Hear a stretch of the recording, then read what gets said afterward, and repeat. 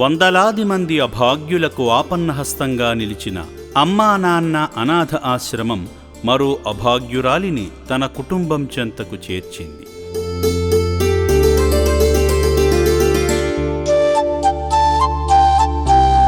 August 28న తీవ్ర అనారోగ్యంతో బాధపడుతూ రోడ్లపై తిరుగుతున్న లక్ష్మమ్మ అనే అనాథ మహిళను హైదరాబాద్ అఫ్జల్గంజ్ పోలీసులు అమ్మా నాన్న అనాథ ఆశ్రమానికి తీసుకువచ్చారు.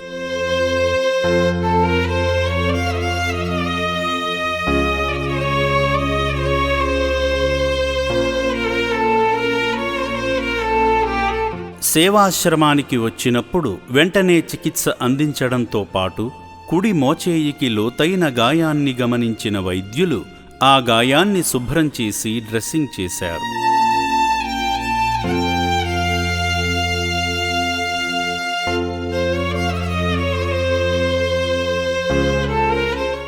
మేము పెట్రోలింగ్ చేస్తున్నప్పుడు ఒక పెద్ద ఆవిడ మాకు కనిపిస్తే తను కొంచెం నడవలేని దెబ్బలు తాకించుకుని ఉంటే ఇక్కడ మా సార్ వాళ్ళకి ఇంటిమేషన్ ఇస్తే అమ్మా నాన్న అనాథ ఆశ్రమంకి తీసుకుని వెళ్ళమని చెప్పారు. సజెస్ట్ చేస్తే ఇక్కడికి వచ్చాము సార్, తీసుకొచ్చాము.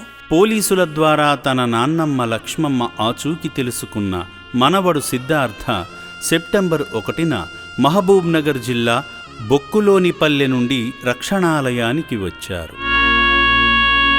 వసతి భవనంలోని 4వ అంతస్తులో ఉన్న ఆమెను సిబ్బంది వీల్చైర్లో కూర్చోబెట్టి కిందకు తీసుకువచ్చారు.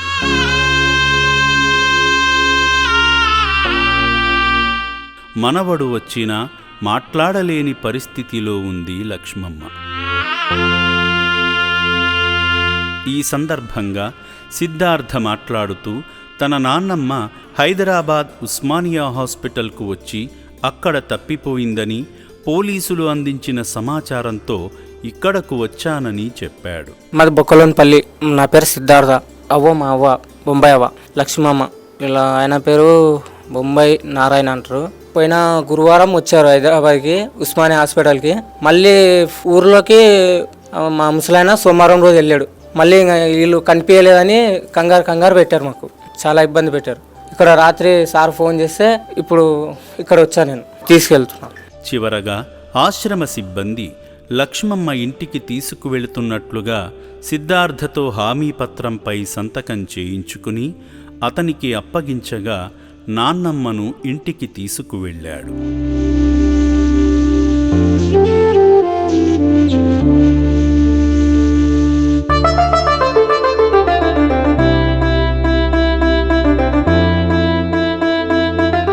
లక్ష్మమ్మ లాంటి ఎందరో అభాగ్యులు ఇక్కడ తమ కుటుంబ సభ్యులు ఎప్పుడొస్తారా అని ఆశగా ఎదురుచూస్తున్నారు.